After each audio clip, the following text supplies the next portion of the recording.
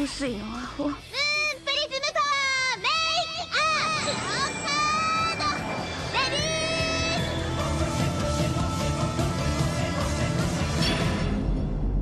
ー。 Welcome to Shojo Tell, where we discuss shoujo manga and tell who's hot and who's not, talk about themes, and just generally geek out. Today, November 22nd, 2024, we'll be shoujo and telling about the series My Love Mix-Up, which is written by Wataru Hinekure and illustrated by Aruko. I'm your host, Ashley McDonald, and I'm joined by Megan Frampton. Hello, Megan. Hello.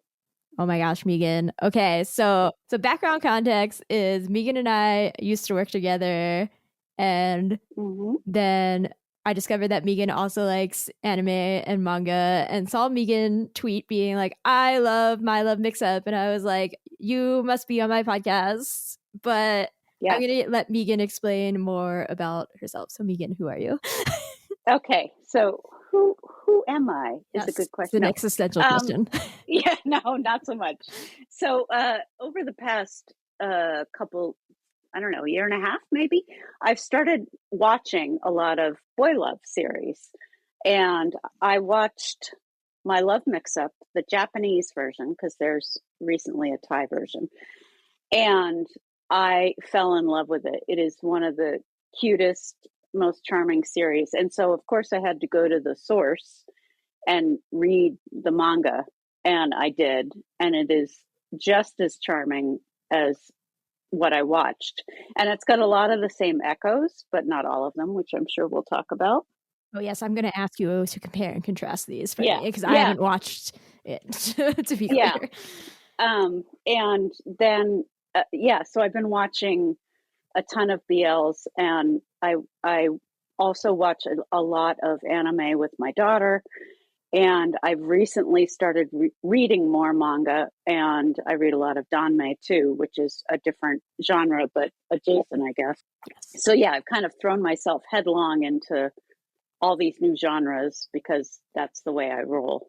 And so then, so My Love Mix-Up is just really delightful, and I'm very excited to be here to talk about it. Yes. And I should say that you got here from being like, you're very into romance, right? You write romance novels, read Megan's novels, like go do that. Sure. Yeah. I write historical romance for Avon, and I write cishet romance. So, and I do read cishet romance, but lately I've been reading, like I say, a lot of boys love stuff. Okay. Yeah.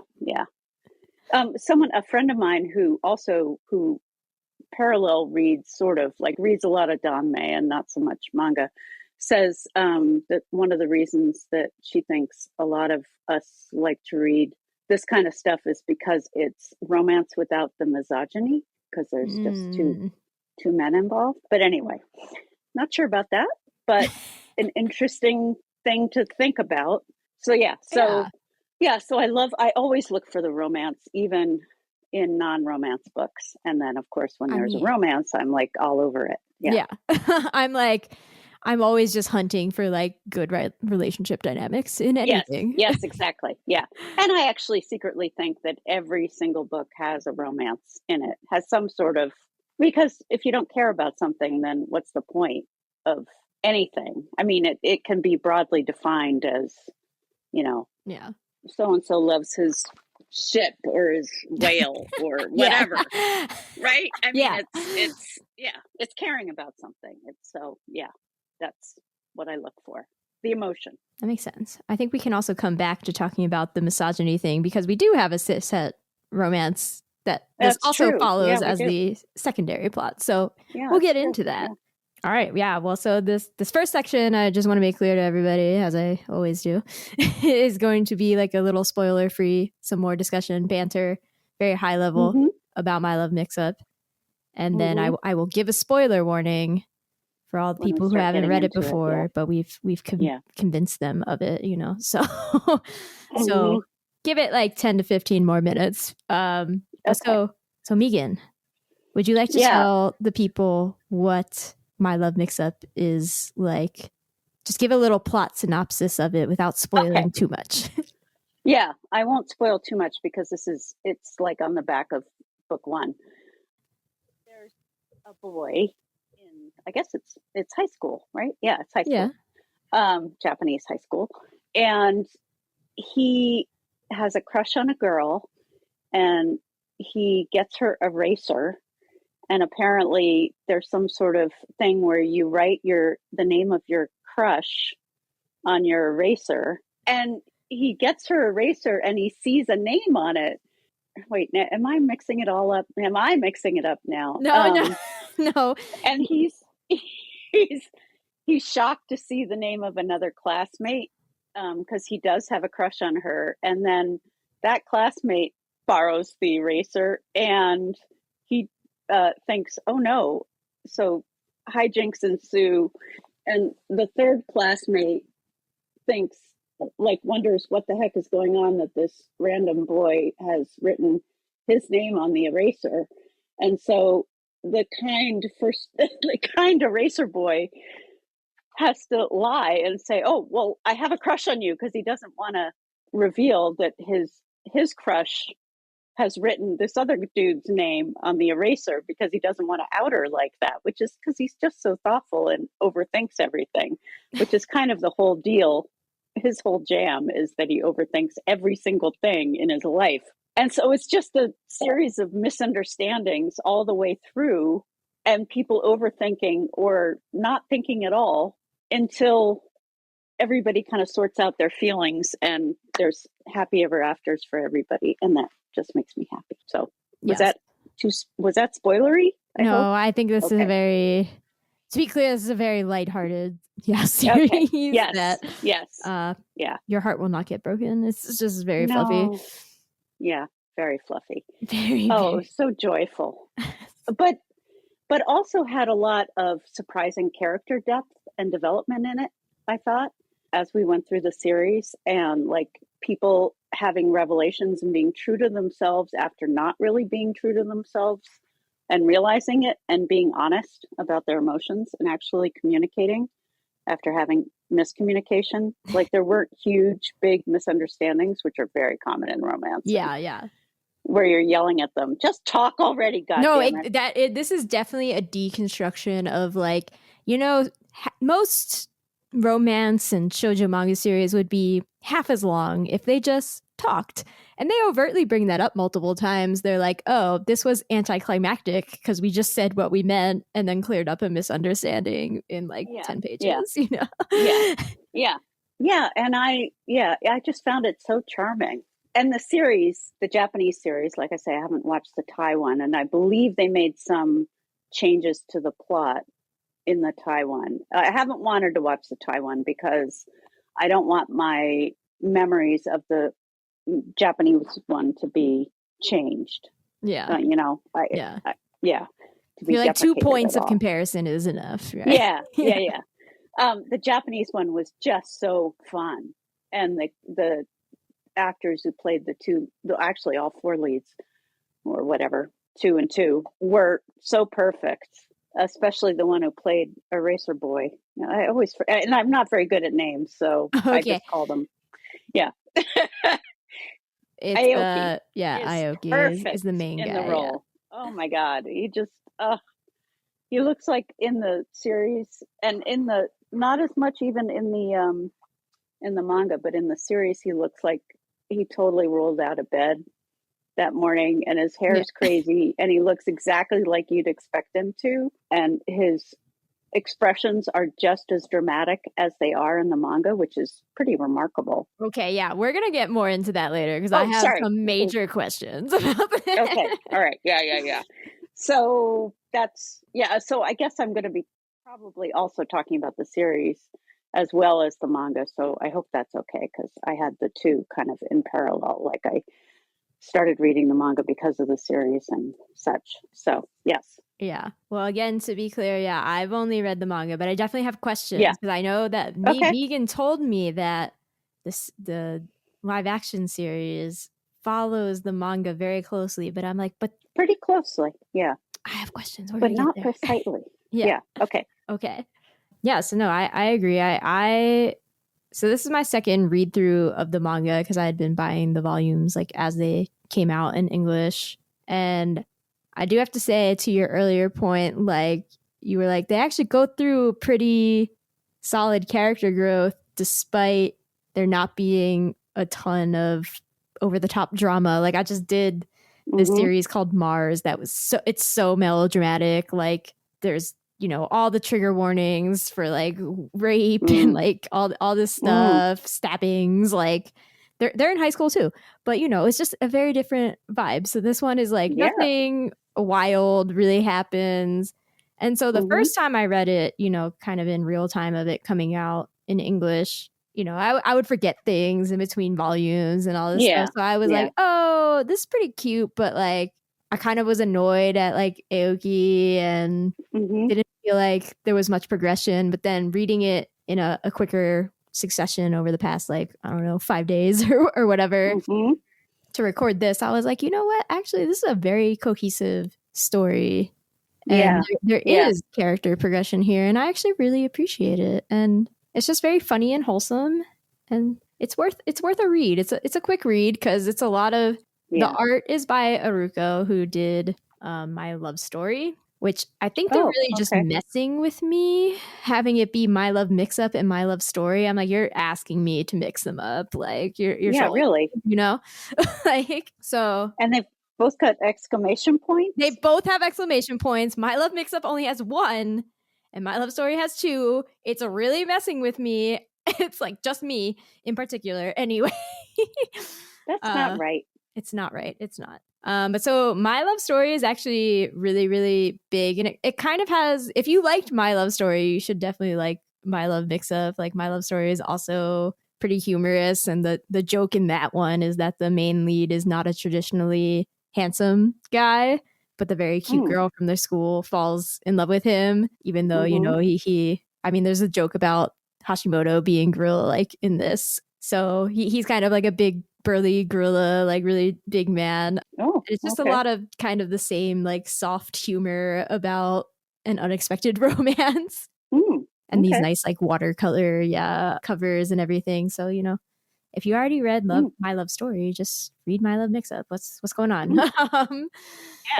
And so I think that's all you need to know from a spoiler for you perspective. And so My Love Story was also published by Viz, and My Love Mix Up is similarly published by Viz in their Shojo Beat line. I believe it is both available digitally and physically. It's a pretty new series. Like Volume 9 only came out within the past year, I believe. So really? Okay. I think so.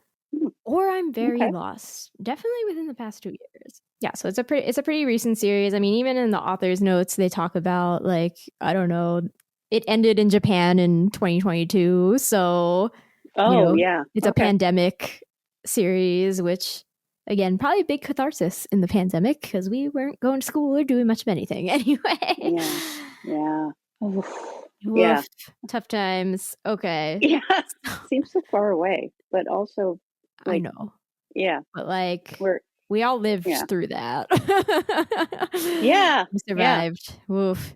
Yeah. It's still a little ongoing, but that's okay. It's just endemic now. It's fine. It's cool. It's chill. Sure. It's great. It's great. Just Flu strikes back. Anyway.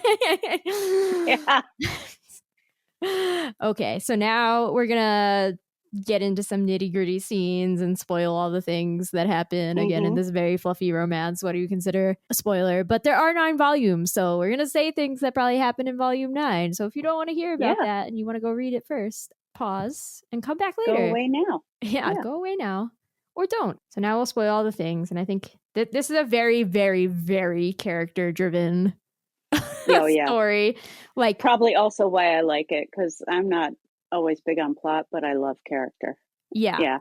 It's like every drawing in here, there's hardly any backgrounds. It really is just all like upper body shots of characters making silly faces and expressions and like having emotions. So like that's all anyway.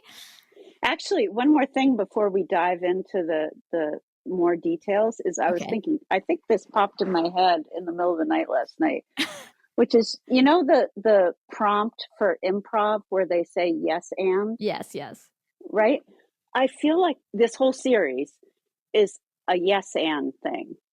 like Aoki embarks on his eraser quest or whatever, and right, and Ida. I think it said Ida. Yeah. Sees the eraser, and Aoki goes, well, okay, so does this mean I like him? Yes, and I like you. And Ida goes, yes, and maybe we could do this. We could date. Right. And Aoki goes, yes, and then this could happen. And same and if thing we're dating, we should hold hands. Yeah. Like it's just right. like keeps but the going. whole thing is just them being like open to possibilities, and also the secondary characters also being a little bit more open to opportunities. Right, in corporate speak, it's having that growth mindset, right? So you're no, I'm sorry, but look, as someone who's kind of set in her ways and can be a little bit rigid, I really appreciated their ability to kind of, be like, okay, let's see what happens. So like, this is really well, we can make mistakes. Yeah. Right. Yeah. Like, yes. And what happens next? As I thought about it, I thought, oh, that's really kind of cool that they keep building on this, yes, and let's do this. And yeah, and that's what we do. Yeah. Yeah. So anyway, so then you can go on into your next points. But yeah. No, it's true. Yeah. And so, so I just wanted to discuss each character individually for a hot minute, since again, it's a very character-driven story. So our main character is Sota Aoki, and it's hard to discuss him. I think it's hard to set up this manga without actually bringing up his backstory, which actually really isn't emphasized in the manga, but not it makes at all of it make a lot more sense, because it's very wish fulfillment fantasy like. Not that they don't encounter there are encounters with homophobia that are quickly resolved, right? Like they are not like horrible, they're not all these things, but so you're like, it kind of feels like they're living in a fantasy dream world, right?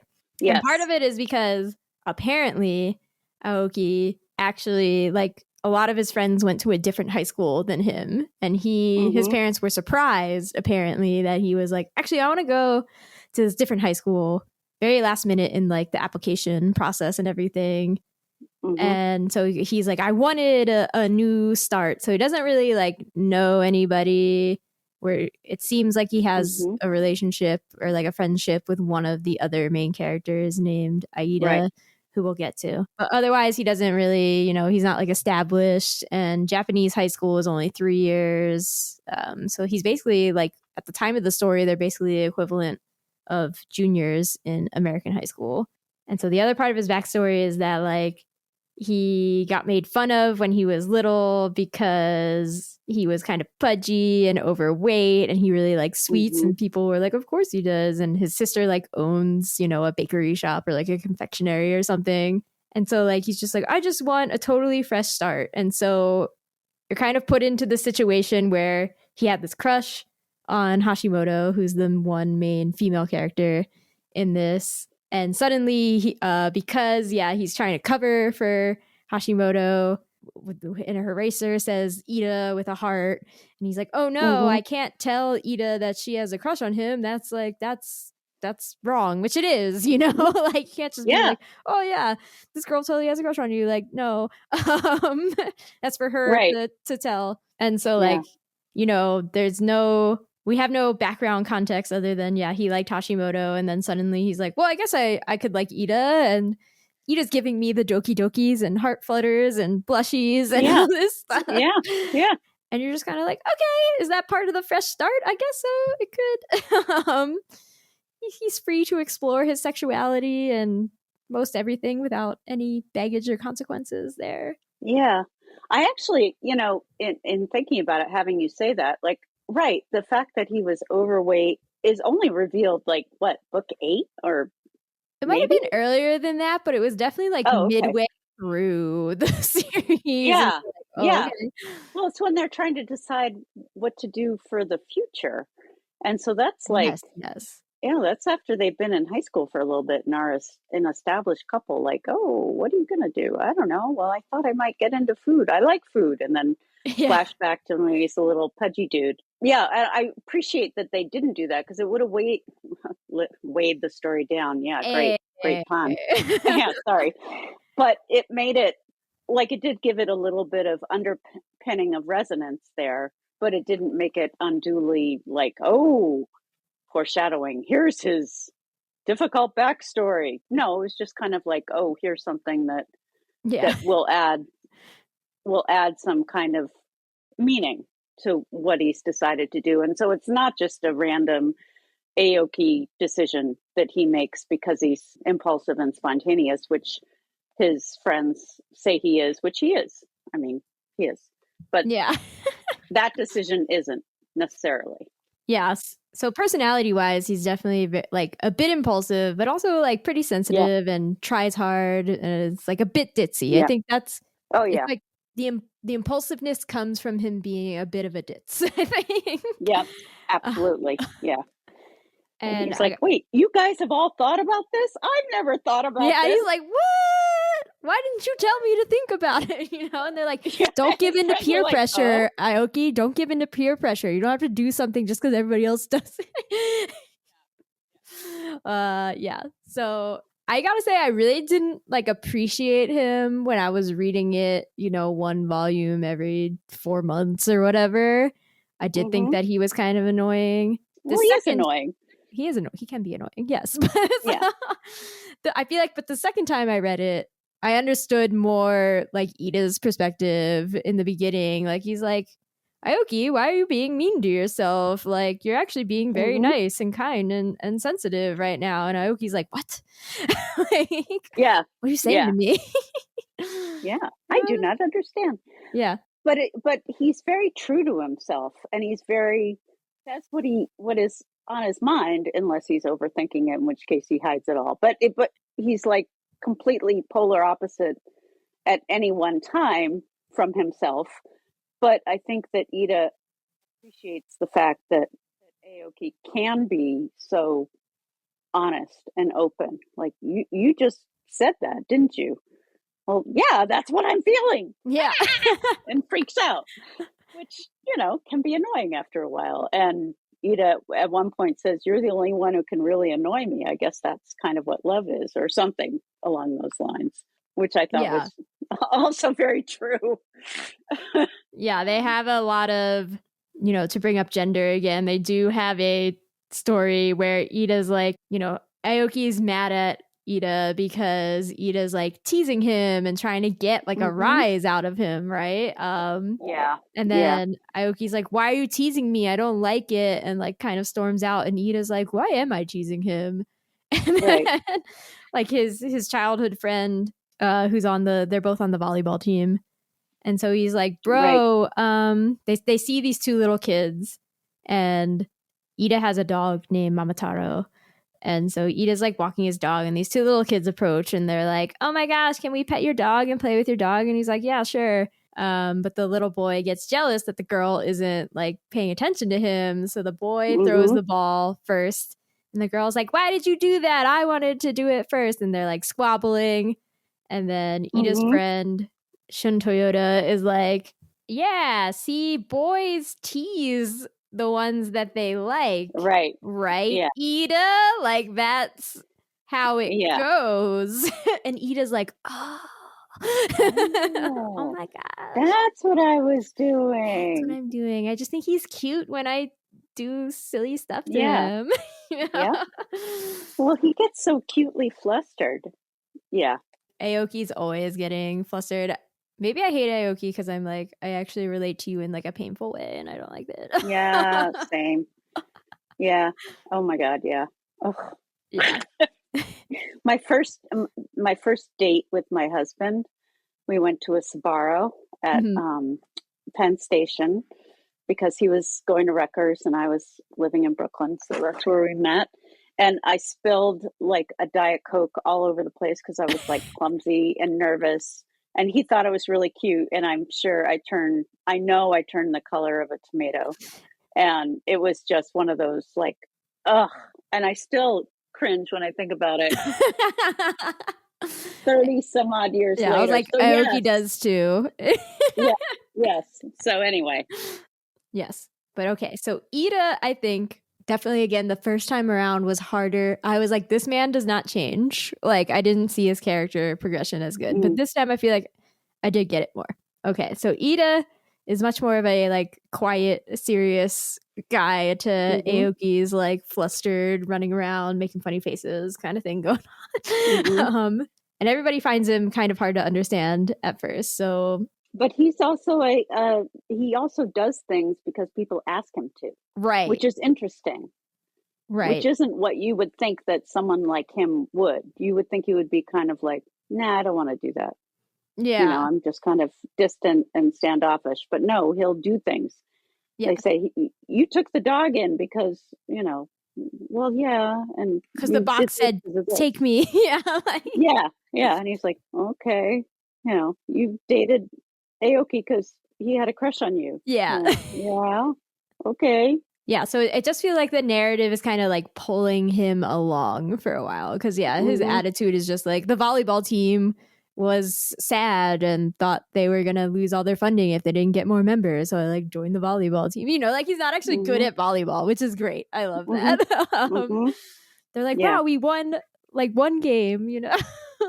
Yeah. Woo! Woo! Yeah. And so in a lot of ways, he's always like, what does it mean to have a crush on somebody? He's just kind of like along for the ride. But by the end of the series, he starts to show more like, hey, I want to smooch you.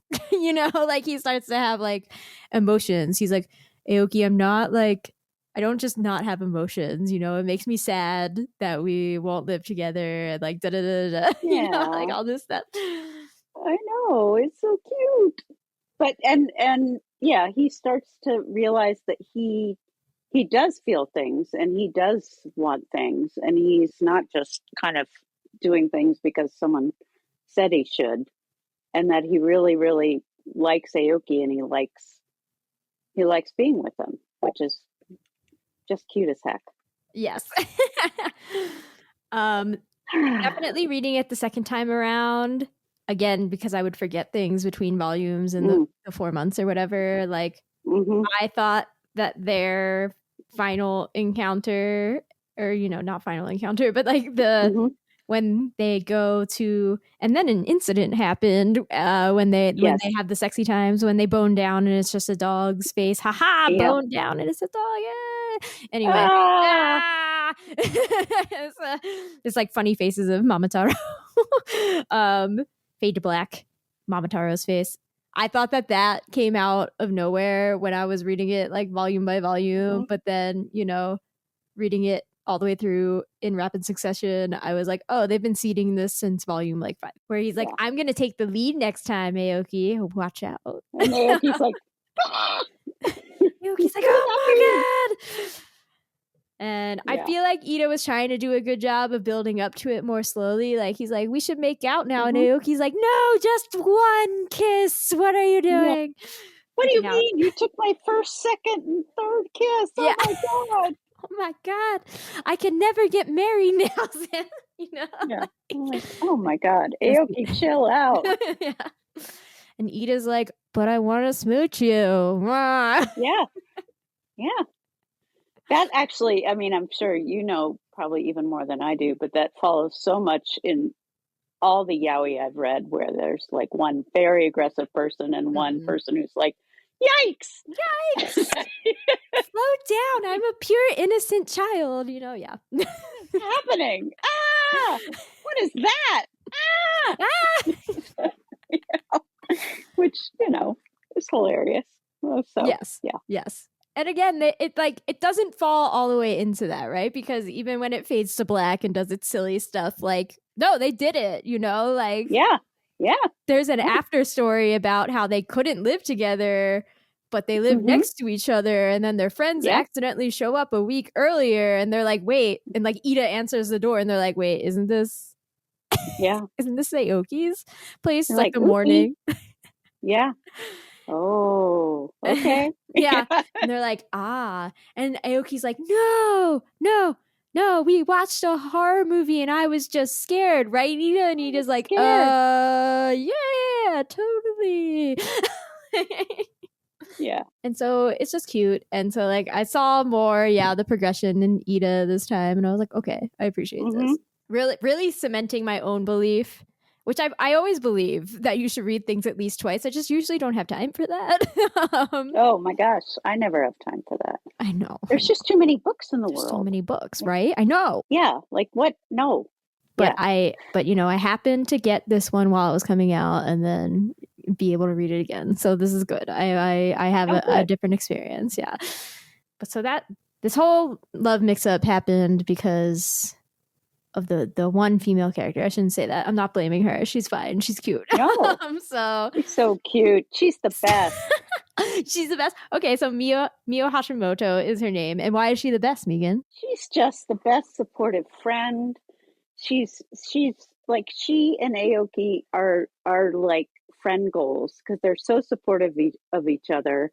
That's true. And she's got Aoki's back no matter what.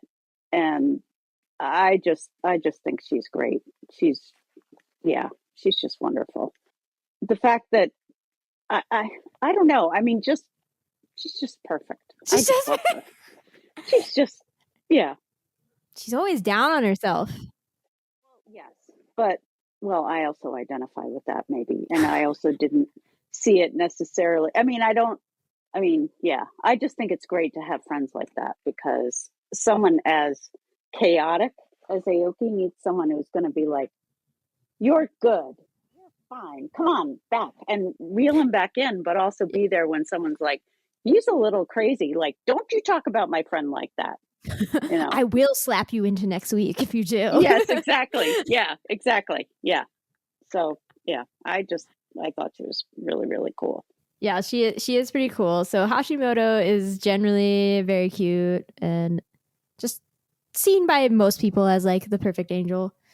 And okay, I want to bring this in to talk about some of the weird instances in this manga, which I rank this among, I think there are 3 weird chapters or stories in this manga, of which this is one.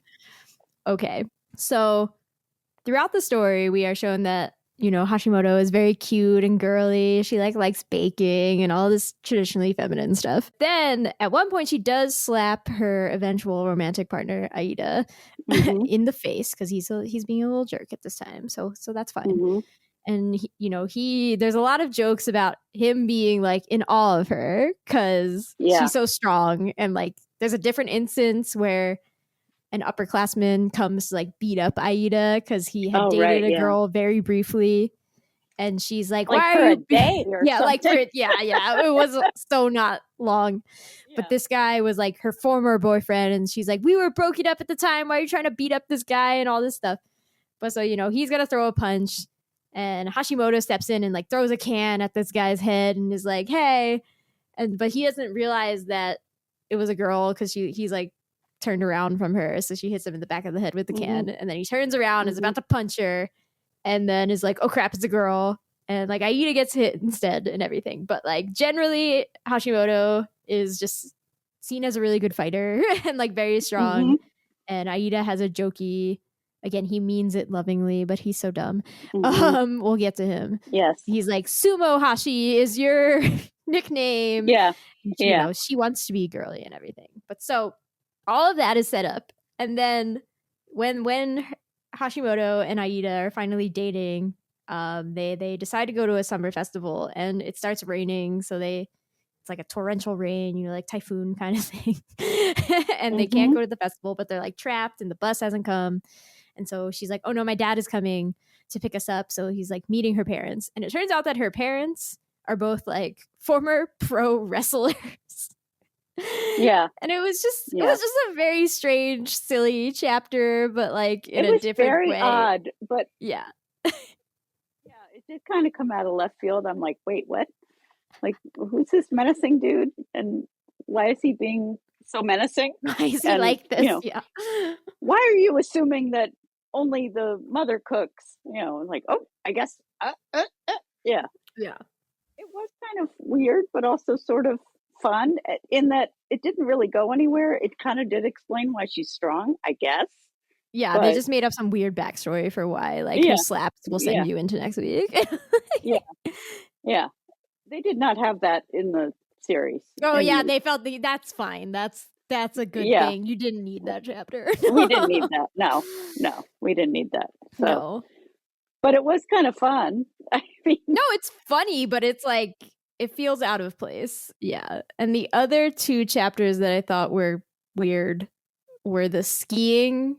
Like, volume 2 is all about them going on a school trip to Hokkaido, which is, the cold north area of Japan. And, usually a school trip is all fun. Everybody's excited. They're going to do cool stuff. And then, like, the chairman of their class or whatever is like, no, I've heard from the upperclassmen that this trip is horrible. And it's like a boot camp. And so, like, the whole trip is them having to learn to ski. And of course, Aoki and Hashimoto are very bad at it and are put into, like, Class D. Class D. And they, like, give them less food and make them practice more and all this, like, Spartan stuff, as they say. And it's just weird. That is in the series, but it's not skiing. Really? It's that they go out. So they think they're going on a fun class trip, right? Okay, yeah.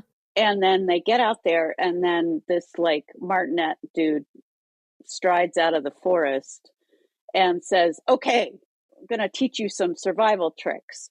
And they're sent off, and they have to, like, find their own food for dinner. Whatever they find, they cook. Yeah. And so of course Ida and what's his name? Aida and Aida like do okay and find enough, but of course Aoki and Hashimoto don't. They end up with, like, a carrot or something. Yeah. But that's when Ida says, why don't we just pool everything and work together? And so it kind of shows his kindness. It does work in context in the series, in the show. In the manga, it doesn't work as well.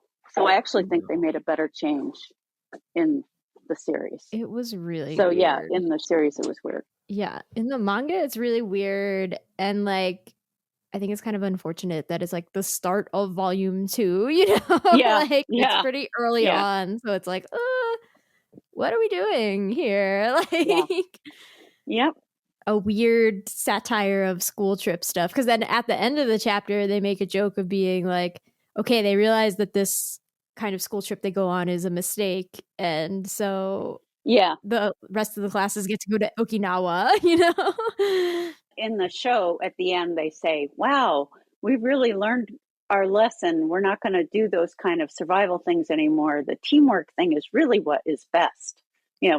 Sort of seems very typical Japanese rah-rah, let's all work together.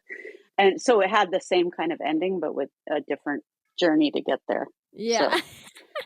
So, What was the third thing that was weird? Oh, the third thing that was weird for me was, actually, first I want to say that I feel like we didn't make clear that Hashimoto has always liked Aida.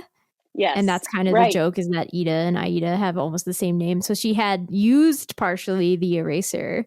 And so the A was lobbed off. So Aoki thought that Hashimoto liked Ida. And then, Aoki liked Hashimoto. And it was a triangle. But it never was. So, haha, what? It was Aida the whole time. Anyway, so the third thing that I thought was weird was the ghosts chapter when they go to Kyoto. And when Aoki and Ida go to Kyoto to... go on the college tour? Yeah, like go to the college tour. And then they deploy the "there's only one bed" trope to oh my god, I know. I saw that and I'm like, oh my god. Oh my god, just slam it right in there. Just say there's only one bed. Perfect execution. 10 out of 10. But so they do end up requesting they end up requesting a different room that's more like a traditional Japanese room. So it's like tatami mats and everything and futons. But then I like kind of understand this one more, because there's lots of shoujo manga that involve the, like, Aoki's the equivalent of the feminine one in this relationship, right? So like there's lots, including my favorite series of all time, which is called Maid-sama. So like lots of series where the female character is like tough and strong and like tsundere, like something like that, right? But then of course they're scared of like lightning and ghosts, and they need their man to like make them feel safe and everything. So I'm like, I get that was kind of what was happening here, but then there actually was like a little spirit thing. Yeah, which is weird. I was like, wait, like what? The ghosts really do exist? Okay. Yeah. Sure. All right. And it was like a couple panels and then it was done. Yeah, and it's like on the back of that volume and everything. And I was just like, yeah. Huh? Sure. Yeah. Why not? Oh, good. I know, that was weird. For me, the one that, I mean, it makes sense in it, but it made my heart like go in my throat. The amnesia part they threw in right at the end. I was like, wait, what? I think the thing that made me be like, this is gullible. A dream. You're really gullible, yeah. Really, really, really gullible, yeah. I think the thing that made me be like, this is a dream, was that Aoki had just broken his phone, which like doesn't come up again, like earlier in the chapter. Yeah. But then in the dream, he's like using his phone again. I was like, nah. Oh, I was too upset. You were so upset. No, I was like, oh, 9 years later and Aoki's forgotten all about it. I think I was just like, no, this manga cannot pull off a serious amnesia thing. That would be ridiculous. Oh, but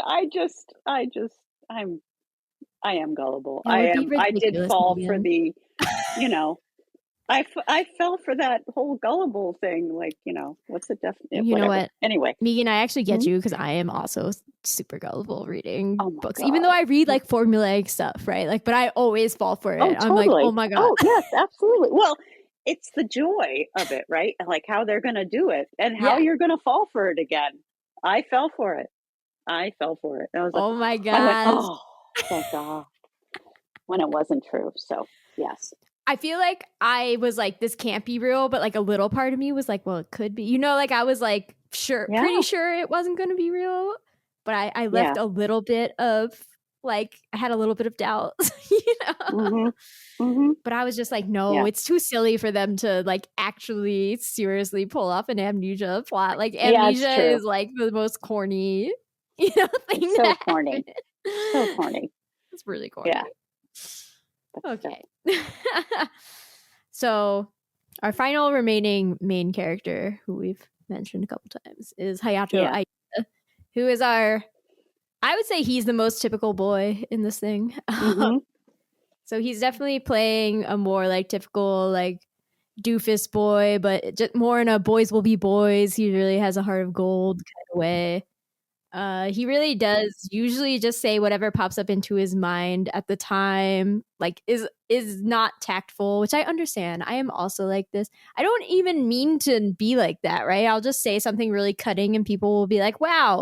And I'll be like, I don't know, I just said the truth, like whatever, but like, so he's a lot like that. But he is actually very emotionally astute and like trying to help his friends out, or like, I don't know, a lot of his misunderstandings come from like, because he has no tact, but he like does understand the situation, he still messes up. So like one of the primary incidences is, Hashimoto actually like told him her feelings at one point and he rejects her because he's like, well, I don't like, I think we're just cool friends, like I don't want to get mixed up in having a relationship and everything. And so she doesn't give up on like her feelings for him, and she's like, maybe I'll be able to make him see that we would be a good couple, which I'm like, that's a fine strategy. But so one of the incidences where it's like you see that he understood the situation but he still messed it up was at Valentine's Day.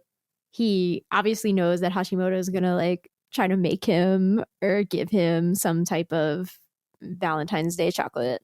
And so she's like looking at a baking magazine or something, like book. And so he takes it and he's like, he subtly is like, I like these things, like giving her a hint. But then on Valentine's Day, another girl is like giving out homemade cupcakes or something and tries to give him one. He's like, no, I don't like homemade things. But Hashimoto overhears that and is just like, she had already put her handmade thing like in his desk and is like waiting for him to notice. Like, what? And he hasn't noticed. And why did he say that? Like, why is he leading me on like this? And yada, yada, yada. And like, even in that moment, I was like, okay, I know that he said it to try to get out of like, he knows that Hashimoto is trying to give him a thing and he just really wants that thing, right? But he just said it in like the stupidest way. And they like wasn't his true feelings, right? It's just like, he just thought he was telling a little white lie to get out of a situation. So that's really how he kind of operates in the world. And I actually really like him. Yeah, I like him too. He just kind of blunders through things. He does. But he's a good friend. I mean, and then I do like the parts where he's like, wait a minute, have you even been listening to me? I've been listening to you the whole time, Aoki. And, you're not even listening to my problems now. And what's that all about? Which is, fair, right? Yeah. Even though they don't really address it with each other. But that's kind of the way friendships are. You're like, hey, when is it my turn to talk? When's it my turn? Yeah. But in fiction, there's usually some sort of balance, or they come back to it or whatever. But no, that's just sort of a throwaway line. And they don't ever come back to it because that's the way real friendships are. Yeah. You just kind of like, oh, all right. Yeah. So, and it wasn't his story. It's Aoki and Ida's story anyway. So, no. Yeah. Okay, so I want to get back to the like comparing and contrasting the relationship, but I also want to compare and contrast him to one other character because and talk about that first. So I think one of the most powerful things that has stuck with me from when I read the manga the first time is a scene involving Aida where like, Aida realizes that Aoki and Ida are dating and is like, oh, but it comes from misunderstanding. So why don't you just go tell Ida that it's a misunderstanding and all these things? And so he like pushes Aoki to go tell Ida that like, actually he didn't really have a crush on him and like all these things. And Aida is like congratulating himself that he's done a great thing, right? Yeah. Yeah. And then, and he kind of says some lightly, like you could interpret that as homophobia, but he's not really trying to be homophobic. He's just like, well, Aoki doesn't swing that way, kind of stuff like that. Yeah. Like, you don't really want to be in a relationship with Ida. Like subtly, like could be interpreted as homophobic. And so, but then Aoki's sad because he actually did develop feelings for Ida, and Ida is like kind of also sad. And so then when Aida realizes that he messed up, again, there's a moment for the audience where like the way that he says things, which I can't exactly fully remember, but the way that he's phrasing things all this time, you're like, oh, he feels sad and scared because he's like, oh, Aoki's gay and I don't like that, right? But then he very overtly is like, I messed up and I feel really bad about it. And like, I want to support them. And anybody who thinks that the relationship is wrong can like basically go to hell and stuff. Right. Yeah. Yeah. And so I was like, oh, that's so good. I really liked that fake out and the way that it kind of puts the onus on the audience. Like a lot of the misunderstandings that this series plays on are just like, people jumping to conclusions, including you as the reader being like, oh, people are assholes, basically, right? So you like jump to the worst conclusion, and it's never that. Like the volleyball team, right? Yes, exactly. Yeah. Like they're really scared that the volleyball team will be homophobic and all these things, but they're actually really supportive and like give them party poppers and all this stuff. But you think like sports guys are like jerks about that stuff. So I thought like the way that we get that with Aida and that like flirting with homophobia was really, really impactful. And I actually get annoyed at the character that I want to discuss next, who is Okuno, who was Aoki's cram school tutor. Because this is like the one time that the series really is like homophobia exists and kind of breaks the like nice little fantasy we're all living in. because Okuno is like, again, it plays with the, Okuno has a misunderstanding. Like, he takes Aoki under his wing and just tries to get to know him and is like, oh, you're dating someone, and just assumes it's a girl. And Aoki doesn't correct him, because I think gender is not as like clear when you're saying that stuff in Japanese necessarily. Yes, that's true. Yeah. Mm-hmm. And so, so like Aoki doesn't make it clear, and then Okuno sees the like Ida and Aoki holding hands, and then it just becomes more of a jerk. Like, Okuno had promised Aoki to take Aoki to ramen if Aoki managed to get like an A on the test or something, like one of the practice exams. And so Aoki does it, and Okuno is like, oh, never mind. Forget I ever said that, and like starts avoiding Aoki. And then when Aoki figures out that it's because he saw him with Ida, he's like, oh, it's okay. Like to his friends, they notice that he's down. And they're like, what's wrong, Aoki? And he's like, oh, my tutor promised to take me to ramen. I was kind of excited about it because I like him, and he like took me under his wing and all this stuff. But then he saw me with Ida and has been like pushing me away and said he wouldn't take me to ramen, and like, well, it's whatever, it's okay. And all three of like Hashimoto and Ida and Aida are all like, no, that's not okay. Like, that's really, they're all ready to throw hands. Yeah, is what's happening. Yeah, Hashimoto's like, I will go murder him if you want me to. Like, yeah. And like Aida's like, yeah, you should stop having him be your teacher. Like, he doesn't accept you. You want me to report him? Hashimoto wants to report him. Hashimoto wants to report him. Like, actually, Ida or Aida and Hashimoto get into like a minor argument about it, because Hashimoto wants them, like, to report him and get this, him in trouble and like take revenge. And Aida's just like, why? He should just stop going there. Like, what's the point? There's no point in like reforming this guy, right? So, like, right. Yeah. Again, a much more like real political argument than I think the manga necessarily needed, or like kind of breaks the fantasy. And in the end, we kind of do reform him, I guess. Like, he again stumbles upon Ida, and there's again a very like blah misunderstanding. Like, Aoki gives a guy directions, and then the guy is trying to give him money, and Okuno sees that and just thinks that Aoki is involved in prostitution. Like, really horrible, like, gay stereotype thing happening here. Like, he's holding hands with one guy, so of course he's sleeping with this.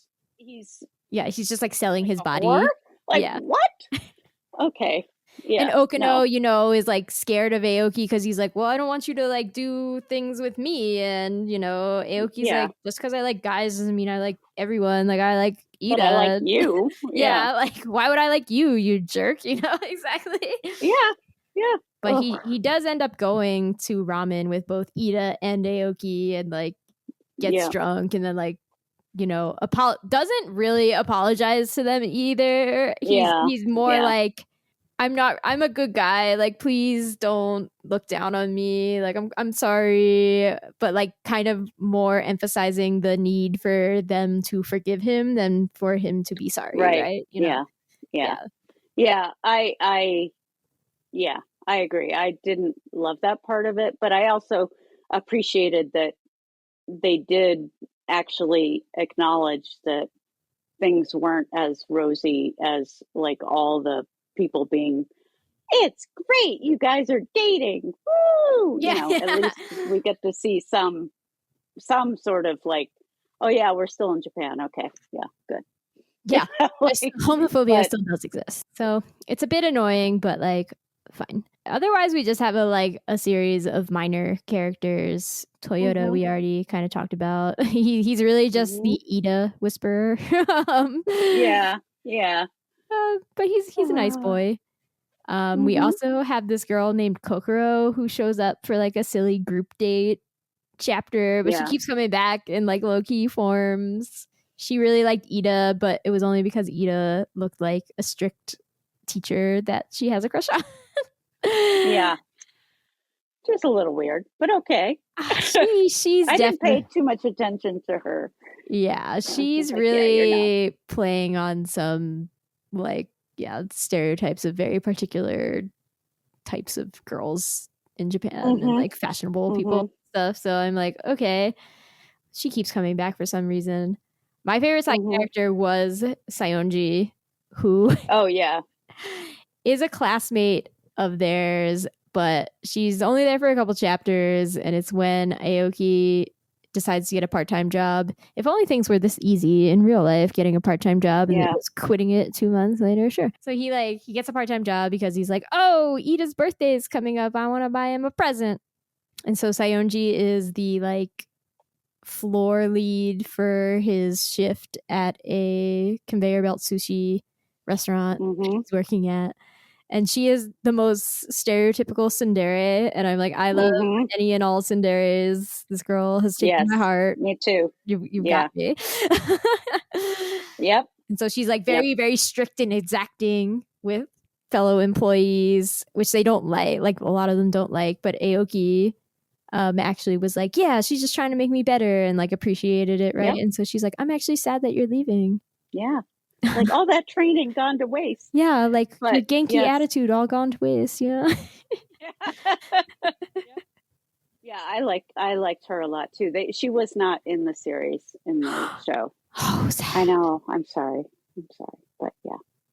Okay. Well, that leads me kind of into my biggest question for you is like, okay, so like I think at least a lot of the humor of this manga comes from the over-the-top facial expressions that they make. Yes. And like, the art has a very old school feel about it. One, like the paneling is much more, maybe not traditional paneling, but it is much more paneled with like heavy division lines than I think a lot of modern manga have, where they're more allowed to be like, the panels are more like jagged, you know, they're not perfect squares or rectangles, which a lot of the ones in this one are. A lot of other manga have it so like characters or whatever is spilling out into other panels, and like you just don't get that in this manga. It's very much like paying homage to more like older and like comic strippy kind of manga. And so that's one.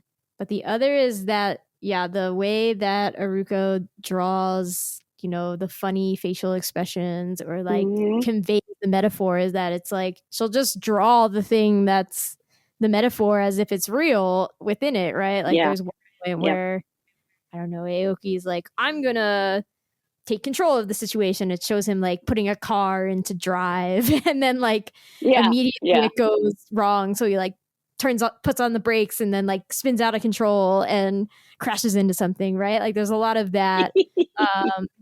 Akun in the Aida in one of the, you know, early volumes keeps being like, I understand the situation perfectly, and he's like wearing his Sherlock Holmes hat, Holmes hat and like a pipe and everything.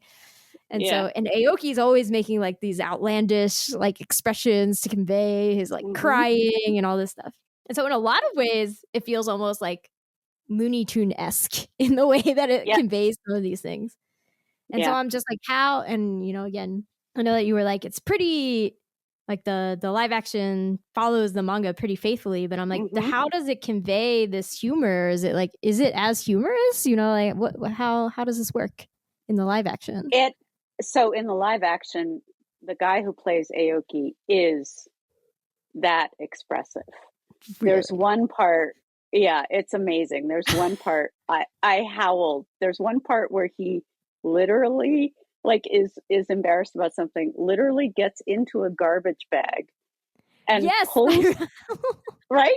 the garbage bag up over himself. Oh, I love that, because I actually did put that as the example in this note and I didn't read it. Like, it's amazing. And he, oh my God, he's so good. That actor is so good at, I mean, I feel like they just kept saying, we want more. And he's like, are you sure? Okay.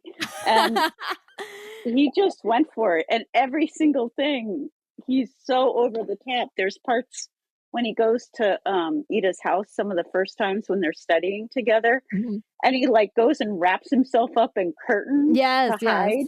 Oh my God. Oh, it's so funny. He just does that in the live action too? Yeah. Yes. It's so perfect because it it's exactly what you want to do as a mortified teenager, but you don't actually do it. But he does. Yeah. Like, that's, like, I know I still, as a theoretically mature adult, still would like to go wrap myself up in curtains, and I don't. But that's what I would like to do.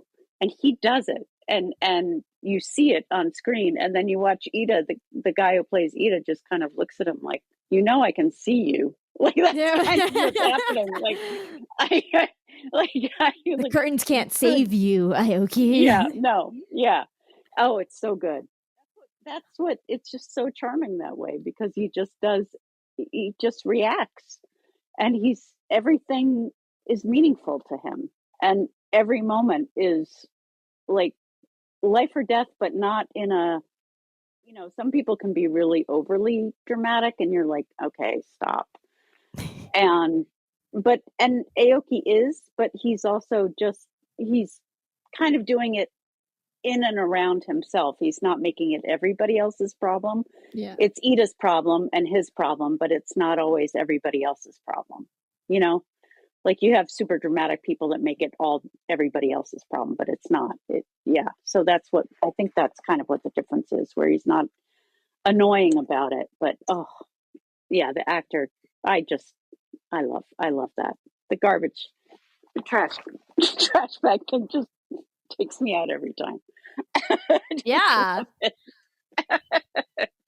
I'm just like, oh yeah, I actually really thought in the manga that scene where Aoki is conveyed as being a pile of trash and is like shaking violently was really, really funny. So for him to actually get in a literal trash can or like trash bag. Yep. Oh, it's great. Okay. Wow. That makes it sound way more appealing to me, because I was definitely like, surely this doesn't actually work in live action. I'm wrong. It doesn't hurt that the two of them are very pretty in two very different ways. So the guy who plays Aoki is like super thin and quirky with crazy hair, and the guy who plays Ida is like classically handsome. He's since moved on to being like a bigger star. I'm not sure, but he's just got that kind of stoic acceptance thing going on, and he's pretty good at it. So yeah. Nice. Okay. Well, maybe I should watch it. I feel like I usually don't like to watch live action adaptations. Totally. Yeah, but I feel like of the yaoi, the yaoi I've read after watching the series, usually they really try hard to make the characters look like the characters in the books. Yeah. From my limited experience, I haven't read a ton of stuff after I've watched the series. It's only when I've really fallen in love with the series and then I've chased down the books. But every time I have, I've been like, oh, no wonder they made that unfortunate choice with his hair. It's because that's what it looked like in the manga. Because then you see them in real life and you're like, oh, he's way cuter in real life than he is in the show. But I see why they did that. So yeah. There's definitely something, like, I think the only live action anime like adaptations I've watched have been one of the Bleach movies, and then like an episode of Kimi ni Todake.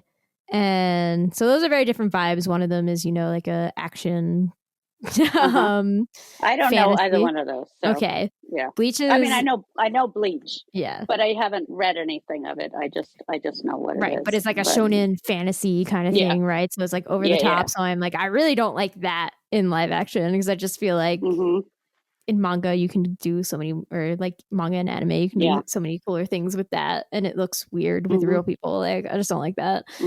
And then Kimi ni Todake is a more like slice of life romance, and so watching that, I was like, I mean, this is fine, but what is it adding over? Like there's already a manga and an anime, and they're both really good. So like, what does this add to me? Right. Yeah. Just didn't really add anything for me. Like, I'm sure it's fine, but I just don't feel like I need it in particular. I don't know. I understand that live action reaches more people generally, so fine. Yeah. Yeah. I generally do not like when people bring to screen what I have loved in book form. I'm very, I don't, because what's in your head is so different from what people put on, even in manga, which is why I do appreciate when they try to make the characters look like who you've just read about. So anyway.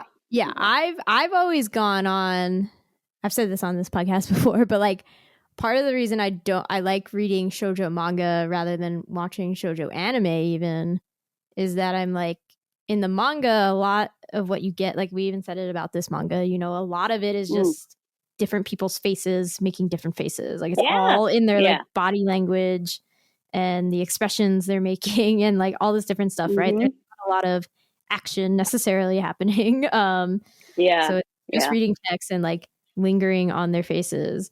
And so like I really like reading the manga more because, especially in perhaps like romantic scenes where it's like, oh, they finally kissed and it's a 2-page spread and you can stare at it as long as you want and be in your feelings reading the manga versus like in the anime they're like, oh, we have to keep this going, right? So like it may not linger as long usually as I would like to be in these feelings. And I just like usually don't appreciate the pacing of shoujo anime. Like, there are exceptions to this. I actually think the Kimi ni Todoke anime is really good at this.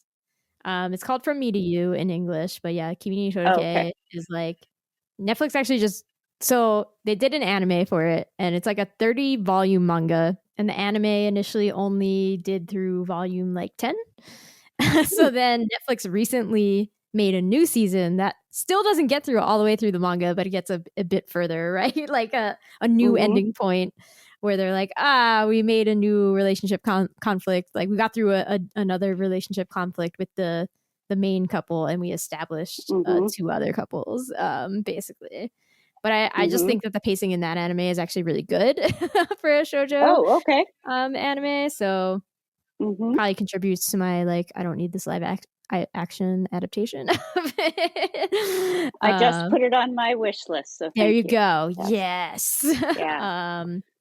So that's just like my observations about what I like in stories, I guess.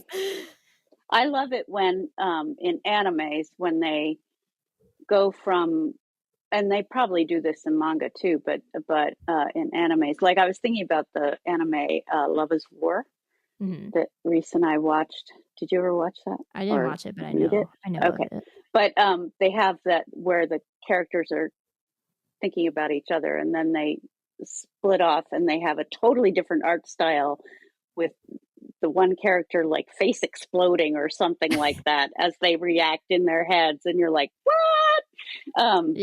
Because it's like a sidebar of reaction. I love that. I'm sure that happens in manga too. It's just so fun because it's just like all the emotions out there, right? I'm here for the characters and the emotions. I'm not here for the plot. Yeah. I'm not here for the world. I'm not here for anything. No. I just want to feel things. Yeah, for sure. Yeah. Okay, so I want to get back to the one other big thing that we may have brought up very early on. But so like you said that lots of people read boys love to escape, the misogyny. And we do kind of have 2 parallel couples happening here where one of them is hetero and the other one is the boys love one. And so I do think that, Aida and Hashimoto have a lot more of the typical trappings of a hetero relationship, for better or worse. I don't know that it's necessarily misogyny, but it can be like, it both endears me to them more because I feel like they have more fun, like conflicts to a degree going on. Yeah. But it's also annoying because it's just like the gender, why? Yeah. Ugh. Yeah. But I like too, though, that Hashimoto pushes back against that when Aida says, I don't really see you that way. And she doesn't just go, oh, okay. She goes, I'm going to make it my mission to, I'm going to be in your face telling you, why, and we can be friends and this and that. And so she's not actually accepting I mean, she accepts it, but she's not going away quietly. She's not. No. Yeah. She's like, I can be cute and I will make you see it. And he's just like, just be yourself, girl. Like, whatever. Yeah. And then when he does say, well, you pushed me into it, like, and then she gets upset and then challenges him on that. And he said, well, I'm just kind of, I think I said the wrong thing because I get kind of insecure and this and that. Like, they actually talk about it, and it's healthy. And it isn't, that isn't so gendered then in that situation. Like, he's just kind of admitting that, like you said earlier, he's a doofus. He's a doofus. He was being a doofus there. And it's not as traditional. Yeah, I felt like it was all refreshing, albeit, it tracked along some gender lines, but it wasn't like in gender ruts. No. If that makes sense. Yeah. So, yeah. The point is, they're both really cute, actually. They're so cute. They're all so cute. They're all so cute. I love them. I'm so happy for them. So happy. Okay. So yeah, just, obviously we think the main couples are super cute, but, yeah, we can talk a little bit about we can talk more about them, but also like some other side ones that were briefly mentioned and could have been, maybe shouldn't have never been, but could have been, so like Aoki and Hashimoto, like, since he initially had a crush on her. I think they're too similar. They're too similar. Yeah. That's your professional, like, romance writer opinion? Yes. That is my professional romance writer opinion. No, I think they're like two little peas in a pod. I don't think they wouldn't challenge each other enough. Yeah. No.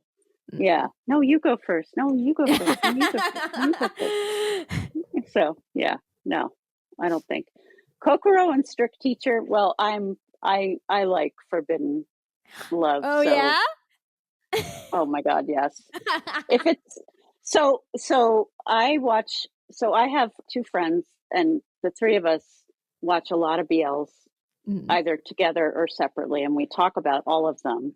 And we've realized, or one of my friends has realized, that I like the really, like, if it's toxic, I love it.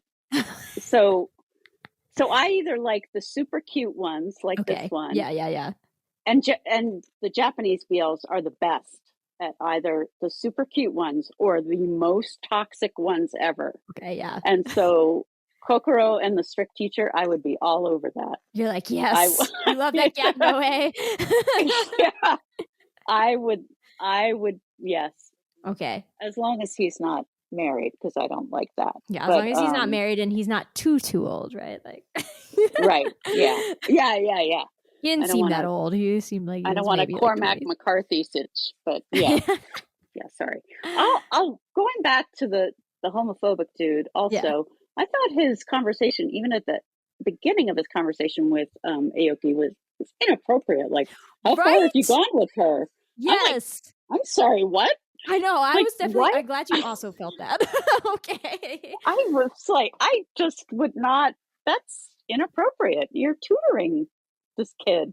Yeah, I was like in high school and you're in college. Stop it was a weird boundary was crossed there. This also makes me realize that he also had a girlfriend who tutored there. And I was like, I guess they're cute. But I also thought that was maybe inappropriate that they were both working. Yeah, probably. Yeah. Yeah. He was just ick. So he's just all kinds of ick, actually. It's sad. Yeah. Anyway. So do you like Saionji and the Sushiguro manager for the same kind of like forbidden love reasons? No, because I think she would, because he's not worthy of her. Damn, you're right. He's like, oh, I appreciate you, but no, he's not worthy of her. But she's like holding up everything there, right? Yeah. Yeah. She's doing all the work. She needs someone to come in and, boss her around. Yeah. You're right. That is I think true. she'd like that. She would. She would like that in bed, at least. Mm-hmm. Yes, exactly. Sure. Yes. Oh, I'm so tired of telling people what to do. Yeah. You tell me what to do. Yeah, exactly. 100%. Yep. I love that. Okay. So I honestly don't remember what this one character's name is, but I think it was something like Mai or May. Okay, so it's Toyota and May. So It was used as an example of how dense and unobservant Ida is. Like when they were children, this girl had a crush on Ida, but then ends up going out with Toyota. And I think that it is implied that they are still together, even though they got together in like first grade, you know? Like, I'm pretty sure in that fake amnesia thing that you mentioned where Ida falls down the stairs, they're both there with Aoki trying to wake Ida up.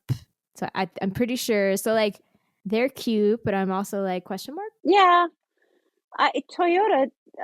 I didn't have much of an impression of him except for, like you said, he was just there being like wise. Yes, so, but only with Ida. Sure. Yeah, it was only with Ida. Yeah, because that was his job. Because actually, thinking about it, this is why I always put animals into my books, because usually I tend to write kind of stoic tsundere characters a lot, and they don't have a lot of friends like Ida. Like Ida has his volleyball team, and so he had Toyota that he could talk to. But there's like Aoki has friends because he's that kind of gregarious person, but Ida doesn't. So he needed Toyota, who's basically, because he couldn't talk to his dog. Yeah. not quite the same thing. I think he definitely does talk to his dog. Right, but couldn't get advice from his dog. Right.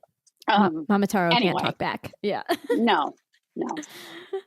So Toyota just needs to be the one person giving him advice. So I don't think he had any other reason to be there except for that. No, he's a plot device for sure. Yeah. And so obviously we think Hashimoto and Aida are very cute. Yeah, I think they're good. They're very cute. Yeah. I actually found this relationship very relatable because I guess I was the Hashimoto in the situation that Asher and I are in, where I was like, I have a crush on you, and he like was not noticing me. Like, okay, literally I was trying to like hint that I liked Asher at one point, but I came on like too strong.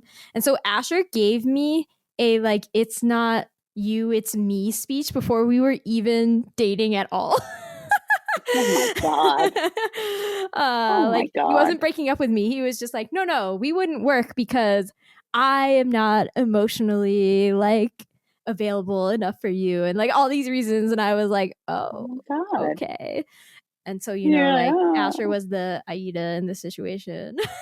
Okay. Wow. Okay. Yeah. But so I think they're very cute. And then they're very cute. Yeah. Yeah. Oh, and then Ida and Aoki. Interesting. Are OTP, right? Like you love them forever. Oh. One true pairing. Yeah. Oh, yeah.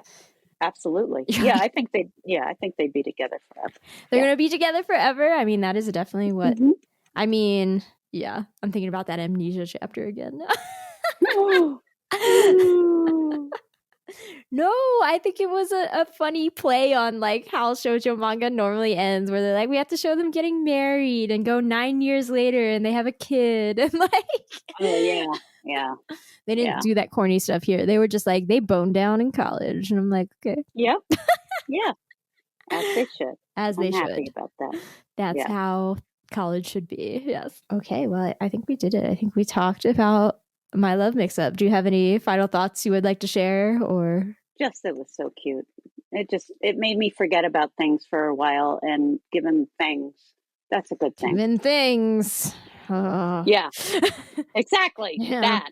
Yeah. I understand. Yes. Okay. Well then, I shall read this outro. So, thanks for listening to Shojo Tell. Comments, questions, constructive criticism, concerns. Need to gush about your OTP, how much you love Ida and Aoki? Email shoujoandtell@gmail.com or leave a comment on the episode's YouTube page. We're at Shojo and Tell on Blue Sky, Instagram, and Tumblr. Megan, where can people find you and your work on the internet? I am also on Blue Sky. I'm Megan F, MEGANF, Blue Sky. I think I'm meganframpton.com is my website. And I have a Substack, and I don't remember the URL for that. But you can find that. Yeah, I know. I suck. I'm not good. But you can, find my books wherever fine books are sold. where even not so fine books are sold. And and I'm on Instagram. I think it's Megan Frampton Books. I don't update very often. Okay, never mind. I'm not going to promo myself. It's yes, fine. It's here. Whatever. Yeah. Yeah, there you are. Just search Megan Frampton Books and find the historical romances. Okay. All right. So are you excited every time you see a new episode from us? If so, please consider leaving a rating on Apple Podcasts or on Spotify. This will help the podcast reach more hearts, or at least ears. Thanks again for listening. We'll be back next time for the first 10 volumes of Snow White with the Red Hair. Yes, we're tackling one of the modern day shoujo goats for once. I'm back in the present time with this series, My Love Mix-Up, and Snow White with the Red Hair, having been stuck in the past for a bit. And Asher will be the guest on that one because I think it's his favorite shoujo series of all time. So he loves it so much. I think he has certain volumes memorized. It's wild. Anyway, get ready. Until then, bye. Hey, we've got one too on your back. You know, a plum. I can see it. I do, really? Are you sure? Yeah, it's only a little one though.